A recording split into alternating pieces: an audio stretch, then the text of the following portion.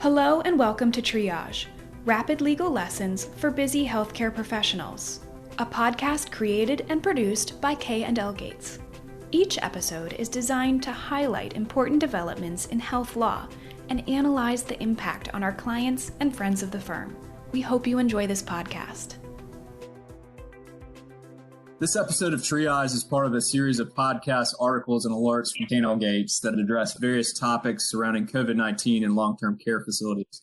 Be on the lookout for a follow-up podcast comparing the COVID-19 response of nursing homes in the United States and Australia. This episode provides a snapshot of the devastating effects that COVID-19 has had on nursing homes and long-term care facilities over the first 90 days of the outbreak in the United States. We'll specifically discuss the guidance the government has provided to these facilities during the pandemic, the potential exposure these facilities may have from a criminal and civil perspective surrounding COVID-19, and what protective measures nursing homes and long-term care facilities can take to prevent or defend against civil and criminal actions surrounding their response to the pandemic. My name is John Lawrence. I'm a partner in the firm's Research Triangle Park, North Carolina office. I primarily counsel healthcare clients in responding to governmental investigations and defending False Claims Act lawsuits. And I represent both individuals and companies in investigations involving the Department of Justice, U.S. Attorney's offices, and other federal and state agencies. I'm joined by two of my partners from K&L Gates, Myla Reizen and Mark Rush. Myla is a healthcare partner in the firm's Miami office. Her practice focuses on both acute and post-acute providers.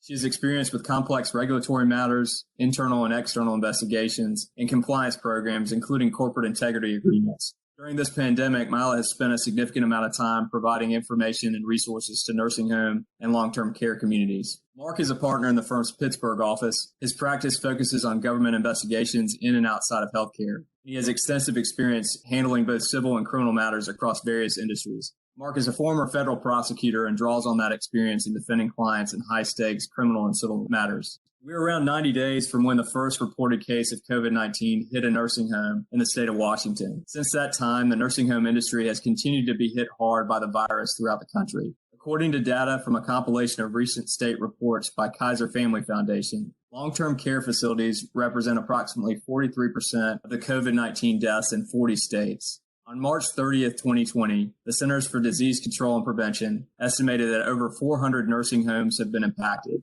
By April 13th, it was being reported that there were 2,300 facilities with cases in 37 states. A May 17th analysis found that approximately 1 in 4 nursing homes reported a case of COVID-19. As of May 28th, it was being reported that in the 39 reporting states, there have been almost 40,000 deaths in long-term care facilities. Myla, how would you describe the impact of COVID-19 during the first 90 days of the outbreak?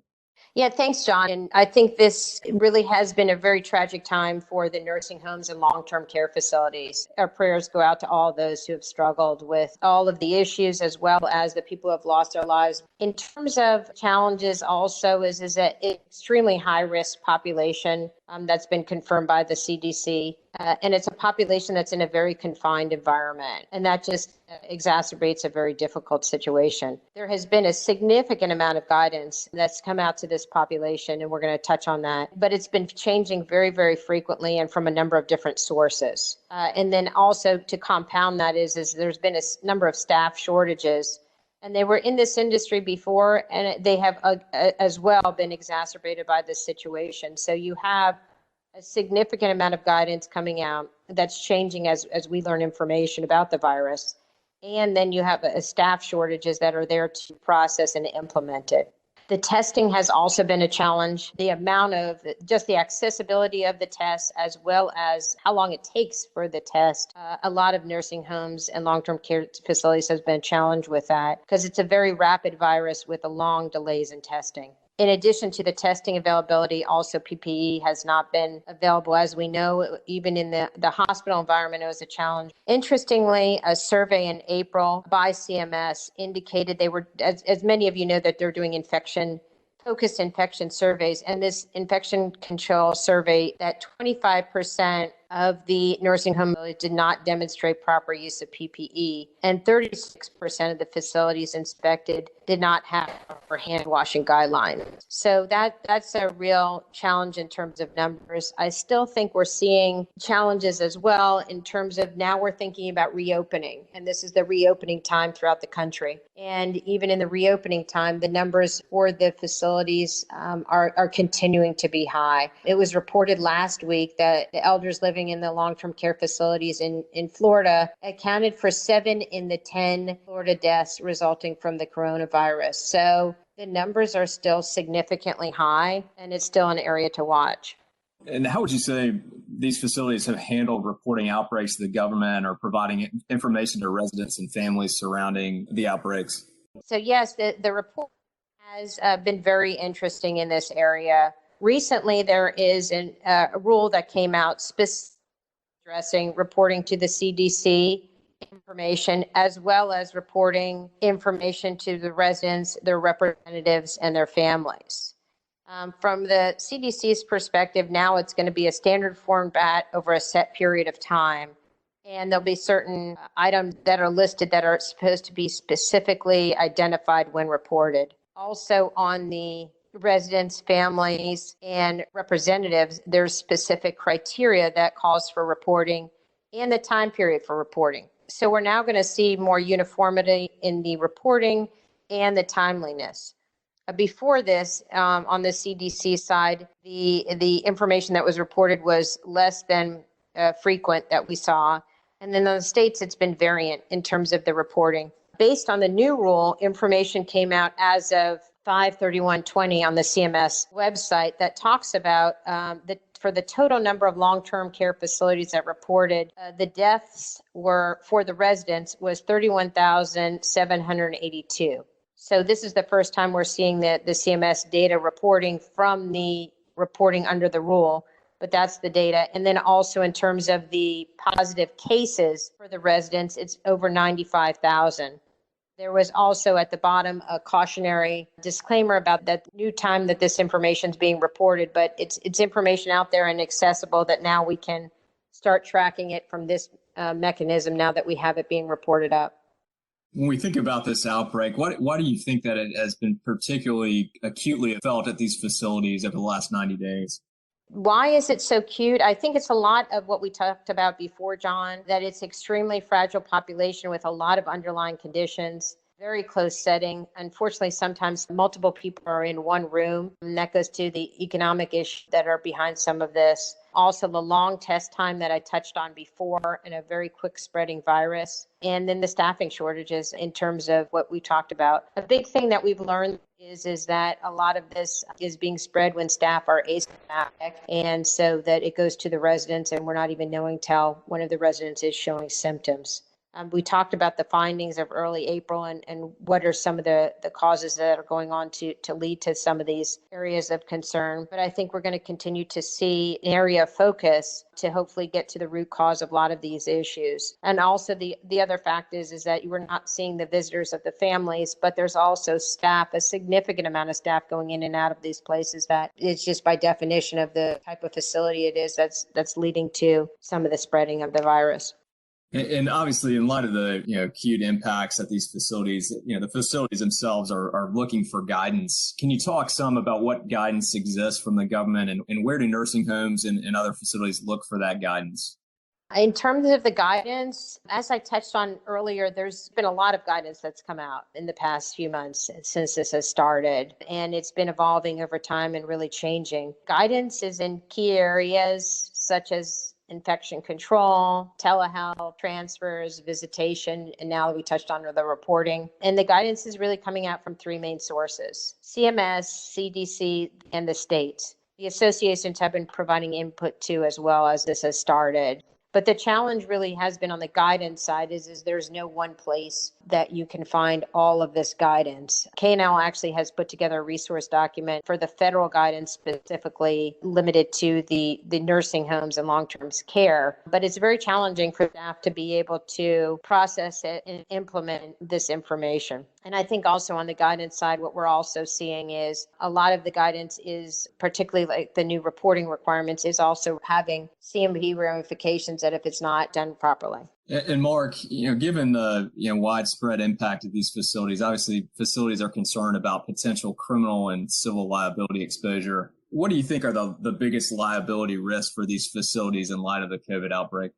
Thanks, John. And first, we have to put this in the proper context for long-term care facilities as well as nursing homes. This pandemic has been an extraordinary, unanticipated event occurrence, truly unimaginable. So the standards of care that are going to be applied both administratively, civilly, and from a law enforcement perspective are going to be a bit organic in its inception. I think what nursing homes and long-term care facilities need to do or need to be concerned about is how they respond with the information they were provided at the time and what that means. So you will have administrative inquiries from regulatory agencies that oversee elder care. You will have civil inquiries, perhaps civil liability claims from private litigants and perhaps from the federal government and state governments under the False Claims Act regarding billing. And you may even have criminal enforcement matters depending on the nature of the conduct at issue. So really, there is exposure there. The degree of exposure is really yet undefined, but we can certainly talk about steps that nursing homes and long-term care facilities should be taking to provide the best information and, if you will, defense should various regulators come knocking. And thanks, Mark. And if we think about specific criminal or civil claims that either a private party or the government may bring against these facilities, what do you think might be what we see in those areas? Okay, so first let me address the government. I have had numerous conversations already with various officials of the Department of Justice. As many may know, some may not, the United States Attorney General directed all 54 United States attorneys to form COVID-19 task forces. Those are either already in place or currently being finalized. The first one formed was in the Western District of Pennsylvania through United States Attorney Scott Brady in partnership with Attorney General Josh Shapiro, and that became the template, if you will, for the formation of these investigative task force throughout the country. And each respective authority, if you will, both the state through the attorney generals and the feds through the United States attorneys, have different mandates. They're looking at different things, but there is a wide range of conduct that they are inquiring into.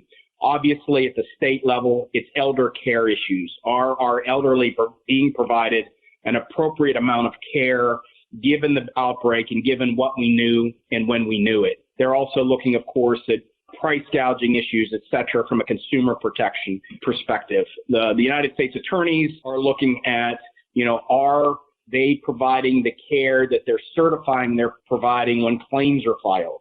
For example, we now know that here in the Western District of Pennsylvania, there is a long-term care facility that is currently under federal investigation as a result of numerous deaths, a higher percentage than most that occurred within that facility. But of course, you have to juxtapose that information with the fact that the state Department of Health secretary had ordered long-term care and nursing homes to take patients even if they had tested positive. So as I said earlier, there's a number of different statutes and regulatory regimes that can be applied to these circumstances, most of which will be focused on physical safety of the residents and then ultimately whether services were provided pursuant to claims that are being filed. But that will all come in due course.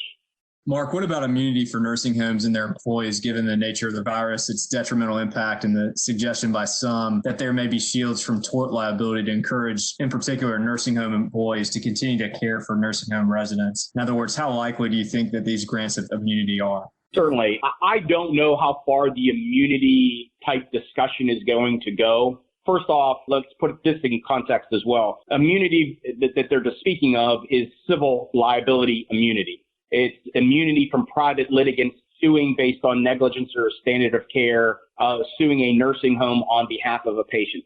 This is not immunity from criminal prosecution. And most importantly, it certainly is an immunity from criminal investigation, which is really something that, we have to constantly keep in mind. I'm kind of tea leaf reading. Don't know that there's going to be absolute civil immunity. I think what we're going to see is some type of relief provided based on the degree of care. So it may not be a negligence standard. Perhaps it'll be a reckless standard. But I don't think that anyone is going to give nursing homes or long-term care facilities complete immunity. It's really going to be on a case-by-case basis based on, as I said, once again, the state of knowledge known at the time and the care provided based on that state of knowledge.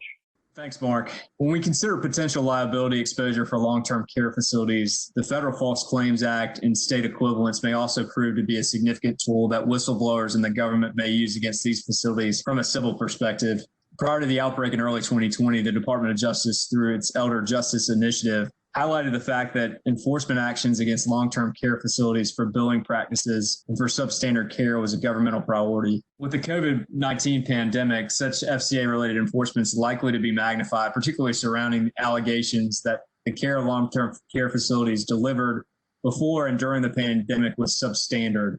This area of potential FCA exposure seems particularly relevant given that the government guidance as to the appropriate standard of care during the pandemic has not always been clear, and such ambiguity often creates space for FCA actions. So the likelihood of a spike in QTAM actions against long-term care facilities on the heels of the pandemic seems high. Myla, how do you anticipate CMS using its authority to assess civil monetary penalties against nursing homes surrounding the outbreak?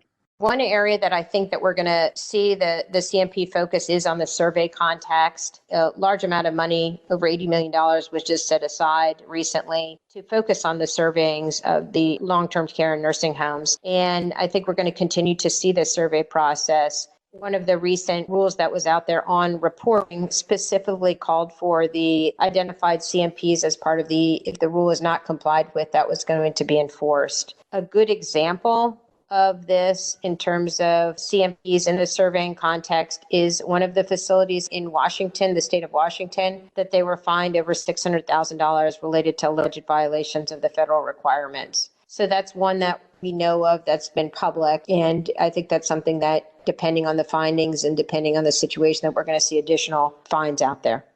And Myla, what do you think about corporate integrity agreements? Do you think that the government will use CIAs as a means of responding to this crisis in the outbreak at these facilities? So corporate integrity agreements are really something to consider in this context. A lot of nursing homes are under corporate integrity agreements, and particularly quality of care corporate integrity agreements. And that's an overlay to this whole analysis that really needs to be considered. For instance, when you're looking at a quality of care CIA, there's different provisions, and I'm just going to give some that are out there to think about, is the training and the policies and procedures that are out there. There's specific sections talking about what policies and procedures need to be developed, and some of those are in the quality of care infection control area.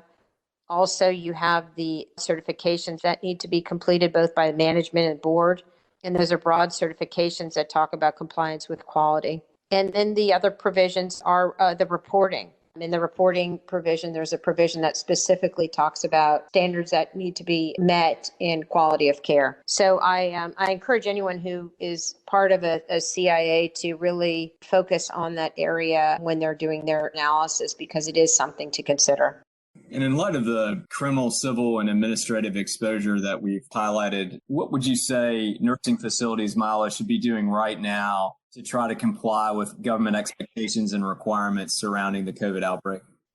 So takeaways, what can we do now that we've kind of covered the landscape here today and as much as we could in this time frame? Takeaways, some things to really consider are information trackers, having one person at the facility, or if you're in a large chain, having one person in the chain who's putting this information together and then disseminating it to the multiple facilities. So then that way we have information that's being disseminated that's consistent, and someone who's actually tasked with keeping track of this. It's like I mentioned earlier, there's multiple sources and and coming out very, very quickly. More of an informational tracker that's going to be getting this out, and also printing the documentation as it comes out. So you have at each stage what the requirements are, and then being able to work with that. Also, the training as this evolves and the policies are changing, to continue to send the consistent message to the staff. And as we talked about earlier, there are a lot of different staffs, a lot of different shifts in these